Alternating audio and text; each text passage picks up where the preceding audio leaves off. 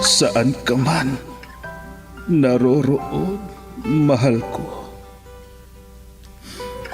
mananatili kang buhay sa aking puso. Ramdam kita sa bawat sandali. Dahil buhay na buhay ka sa himig ng pag-ibig. Himig ng pag-ibig.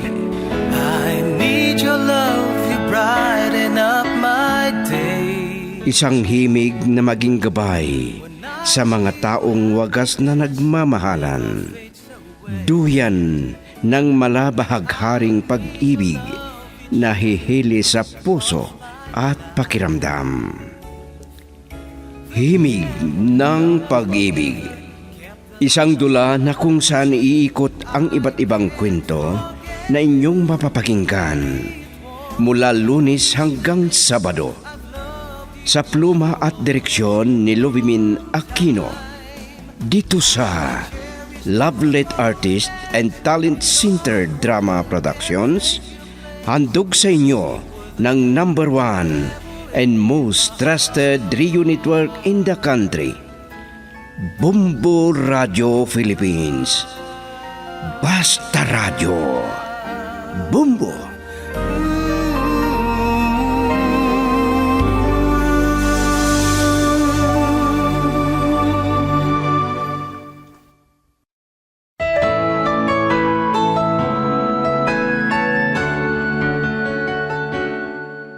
Ang nakaraan, tuwing uuwi si Randy, galit at sigaw ang isinasalubong ni Trina sa kanya. Bagay na lalong lumayo ang damdamin niya kay Trina. Hindi maayos ang dalawa at pinayuhan ng ama na kailangan pakitaan ni Trina ng mabuti si Randy, baka sakaling mahalin din niya ito. Samantala, nagtitiis na nagtatrabaho si Maya sa resto bar at nag-aaral sa araw dahil gusto niya na makatapos kahit 2 taon lang na kurso. At ngayon, narito ang karugtong ng 1 linggong kasaysayan na pinamagatang Hindi Maturuan ang Puso. Dito sa ating dula, Himig ng Pag-ibig.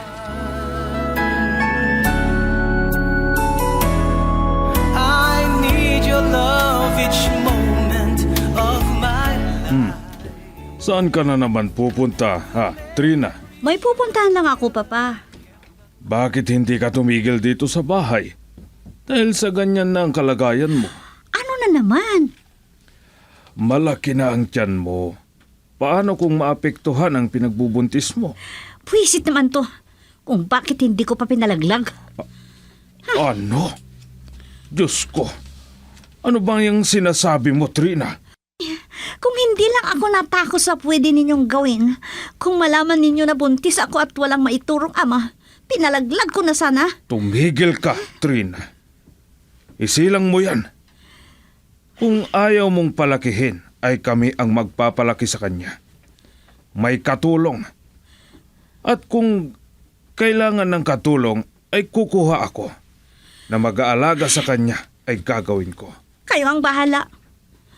Ito ang sumira sa aking buhay. Hindi siya ang may kasalanan. Walang kasalanan yan. Ikaw ang may kasalanan. Kung bakit kasi nagtiwala ka doon sa nakabuntis sa'yo. Anong magagawa ko? Alam ko ba na ako ilulukuhin niya? Bakit nga? Tama na, Papa. Huwag na ninyong dagdagan ng... kakainis. Alam mo ba na malaking kahihiyan sana ng pamilya kung hindi ka pinakasalan ni Randy? Alam ko. Pero bis din ang lalaking yon. Hindi mo siya masisisi dahil hindi ka niya mahal. Bago lang kayo nagkita. Pero ibinigay mo na ang lahat sa kanya para lang panagutin mo sa nasirang dangal mo at hindi ka manganak ng dalaga. Kaya dapat sana ay magpasalamat ka sa kanya at hindi dapat na awahin mo siya. Basta galit ako sa kanya, Papa. Dahil hindi niya ako pinapansin. Huwag siyang magkamali na kumuha ng kapalit ko. Ayan ka na naman. Nagbanta ka pa. Basta, napag-aralan ko na rin na mahalin si Randy. At kung may plano siya na palitan ako, patayin ko siya, pati yung babae niya.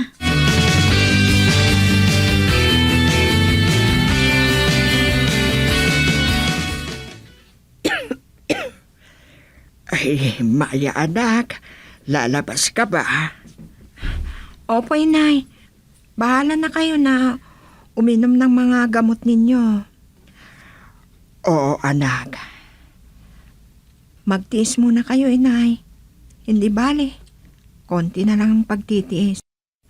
Magtatapos na ako sa aking kurso na Information Technology at huling semestre ko na ito. Anak, pasensya ka na ha. Nagkasakit ako. Kaya hindi kita matulungan. Opo, inay. Naiintindihan ko kayo. At salamat. Kahit matagal na nag-aral ako, ay matatapos din ako. Nagpapasalamat din ako sa Diyos. Kahit wala nang itay mo, ay itinuloy mo ang iyong pag-aaral. Nagsusumikap ka sa pag-aaral at nagtatrabaho ka pa. Kailangan po, inay. At kung makatapos ako, ay hindi na ako magtatrabaho dun sa pinapasukan ko. Dahil hindi maiwasan kung may lasing at mambastos. Ano? Ang tingin nila sa amin na nagtatrabaho doon ay mumurahing babae.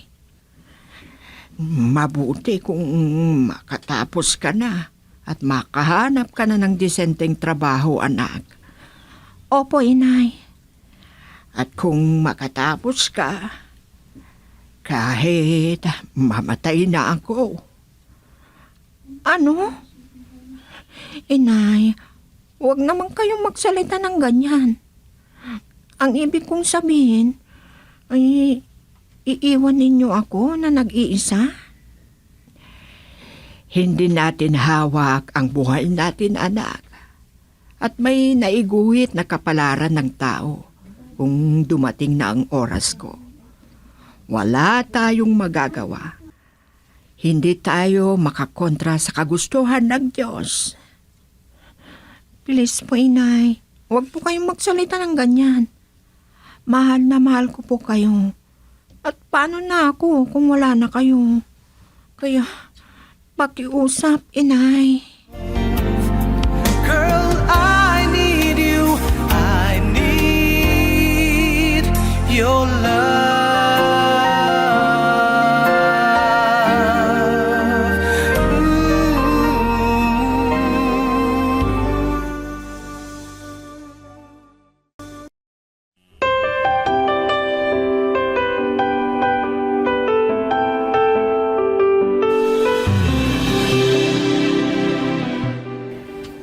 Natapos na pala ang live singer nila, partner.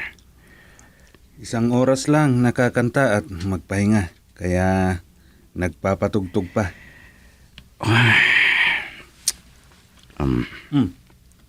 Bakit? Parang palingalinga ka, partner. Randy?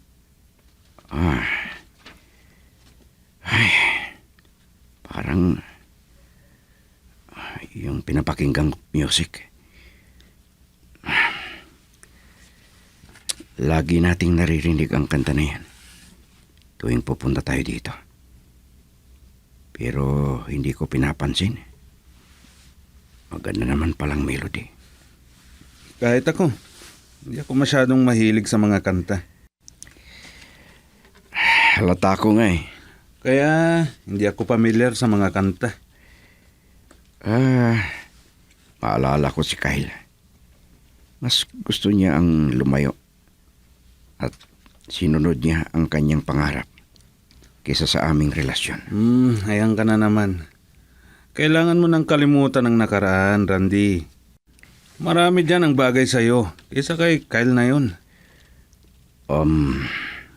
Panahon na para mag-move on ka. Oo nga. Gagawin ko yan. Heto na ang order ninyong pulutan, sir.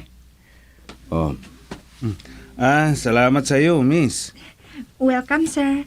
Sige, sir. Tawagin lang ninyo ako kung meron pa kayong order.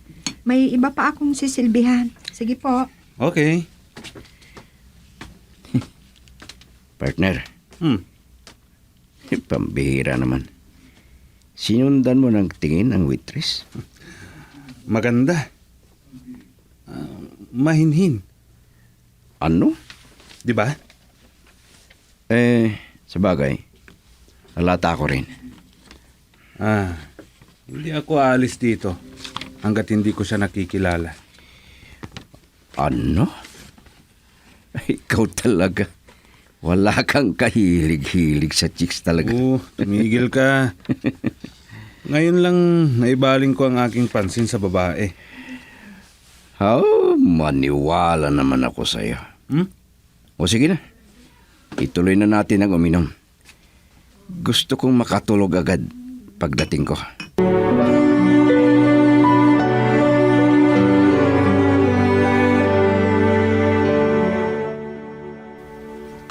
Ano ba talaga, Trina? Anong gusto mong mangyari sa buhay mo? Bakit ba nag-aalala kayo sa akin, Papa? Mabuti sana. Kung hindi ka buntis, hindi mo ba alam na masama yan sa pinagbubuntis mo? Anong pakialam ko? Trina! Ito ang sumisira sa buhay ko. Hindi sana ako ganito kung hindi dito sa buwisit na to. Sinabi ko na sa'yo, walang kasalanan yan, kundi bunga ng katigasan ng ulo mo. Tigas kasi ng ulo mo. Pabayaan nyo na lang ako. Ganyan na nga ang nangyari sa'yo. Pero matigas pa rin ang ulo mo. Matalino ka naman. Itigil mo na yan. Papa, ang balikat ko, ang sakit. Talaga bang ganyan ka na lang, Trina? Wala ka nang ginagawang mabuti. Alam mo na buntis ka. Hindi ka pa rin tumitigil na umiinom ng alak. Ha? Papa, ano ba? Ano naman ang gagawin ko?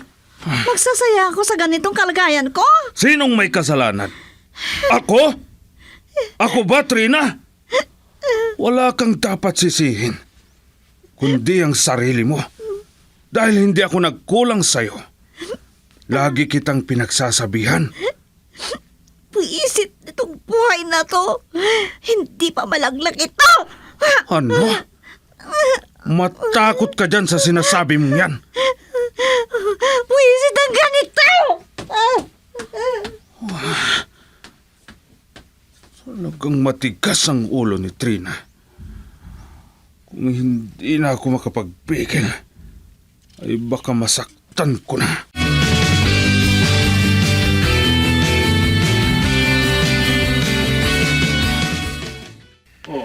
Nagabihan kang dumating, iho. Sorry, Papa. Ang kaibigan ko na uminom ng konti. Pangpalis ng pagod. Okay. Naiintindihan kita, iho. Si Trina pala. Ngayon lang na hindi ako hinintay at sinalubong ng pagbubunganga niya. Paano mong madatnan dito? Lasing siya. Ganon ba? Sorry, Papa. Kung hindi kayo masaya sa nangyayari sa amin. Walang lihim sa akin, iho. At pasensya ka na. Malaki rin ang kasalanan ko. Dahil hindi kita pinakinggan noon. Hindi na natin maibalik ang lahat, Papa. Tapos na. Pasensya ka na. Naiintindihan kita. Huli na nung malaman ko na hindi ikaw ang ama ng pinagbubuntis ni Trina. Gaya ng sinabi ko, Papa. Tapos na at hindi na natin maibabalik ang nakaraan. Pero kinalulungkot ko dahil hindi ko maturuan ang puso ko. At may kasalanan din ako. Dahil nakainom ako, hindi ko nalabanan ang panunokso sa akin ni Trina. Nadala ako sa init na nadama ko bilang lalaki. Girl, I need you. I need your love.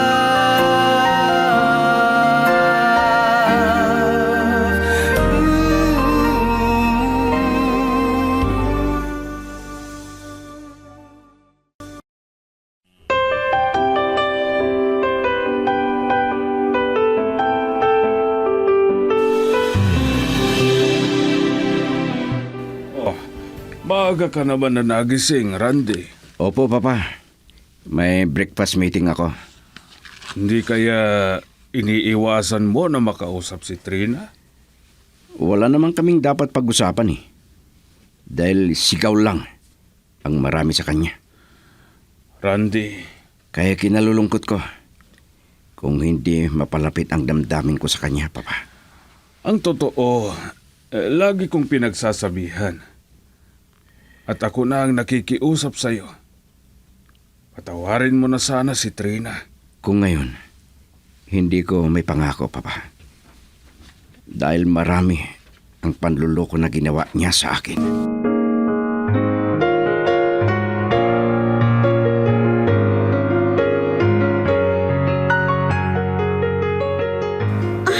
Ang sakit ng ulo ko. Papa, lumabas na ba si Randy sa kwarto niya? Hindi lang sa kwarto, kundi umalis na rin siya. Ano? May breakfast meeting daw sila. At naniwala naman kayo? Ang sabihin niyo, maaga siyang pumunta sa kabit niya at doon siya mag-aalmusal. Sigurado ka ba? Ano naman ang dahilan na maaga kung hindi yun? Naku, Trina. Magbago ka na sana. Dahil ikaw ang nagkamali. Ikaw ang magpakita ng kabutihan kay Randy. Baka sakaling magbago ang isip niya at mapag-aralan kanyang mahalin. Hindi sana ang katigasan ng ulo mo ang sinusunod mo.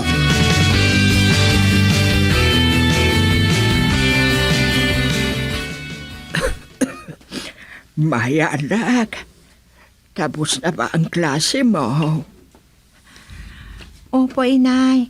At may binili akong pansit. Kumain po kayo. At ikaw, anak. Busog pa po ako, inay. Sige. Ang gamot ninyo, uminom po kayo, inay. Oo, huwag kang mag-alala sa akin. Opo naman, inay. Sige, inay. Matutulog muna ako. Dahil may pasok pa ako mamaya. Sige, anak. Magpahinga ka. Baka ikaw naman ang magkasakit. Opo, inay.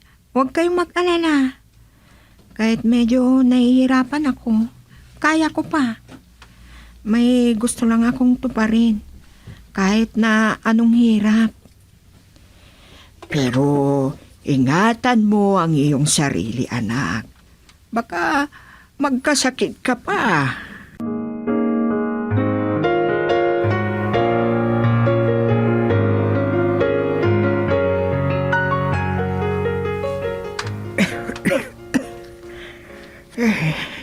Kawawa naman ang anak ko. Hindi ko siya matulungan dahil may nararamdaman ako. Ay, matagal akong gumaling. Kung magaling na sana ako, tutulungan ko siya. Ang hirap talaga. Ang mahirap ang buhay. At ganito na may inaalagaan. Kung hindi sana namatay ang ama niya. Pero nauuna man na siya.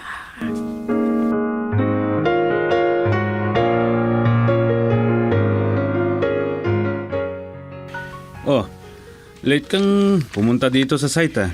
Oo pare, dumaan pa ako sa hardware dahil may nasikaso ang kailangan doon. Kailangan mag-order ako ng materyales. Yun na nga. Akala ko kung nag-away na naman kay ni Trina. Tulog pa siya nung umalis ako. Nakatulog na nung dumating ako kagabi dahil lasing daw. Ganon? Akala ko...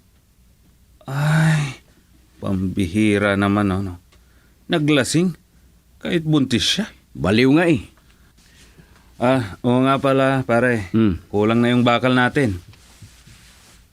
Anong size? Yung 10 by 16 mm. Naka-order na ako. Darating na ngayon ang stock doon sa hardware.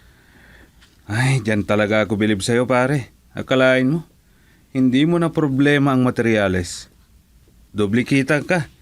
Ikaw ang may-ari ng hardware o kaya construction supply. At ikaw pa ang kontraktor. Pare, Nagtagumpay ka sa business at karir mo bilang civil engineer at negosyante. Pero isa lang ang hindi mo napagtagumpayan. Yung love life mo. huwag mo nang ipaalala yan. Dahil unti-unti ko nang nalibang ang nangyari sa amin ni Kyle. Oo, nakikita ko naman. Pero may napakabigat na problema ka. Si Trina.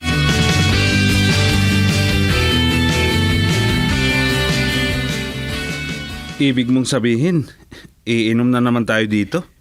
Ikaw, kung gusto mo akong samahan. Kung hindi naman, pwede naman naiwan mo na ako dito. Pare, huwag mo sanang sirain ang buhay mo dahil lang sa nangyari. Siguro, hindi pa dumarating ang bagay na pag-ibig sa'yo. Hindi ko alam pare, pero para akong naisumpa sa ngalan ng pag-ibig. Ano? At gusto ko na matrasado ako ng konti uuwi. Pero nakatulog na si Trina o kay nalasing.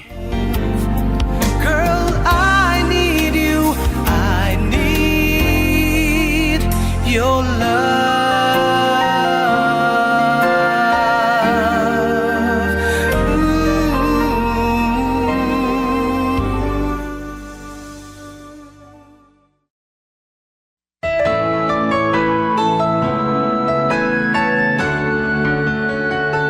Ano pa ang susunod na mangyayari?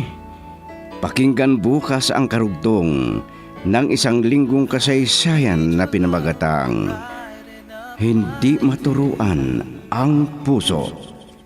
Dito sa ating dula, Himig ng Pag-ibig. Isinulat at sa direksyon ni Lubimin Aquino Sr. Produksyon Supervision Lete Yasto Delio Aquino.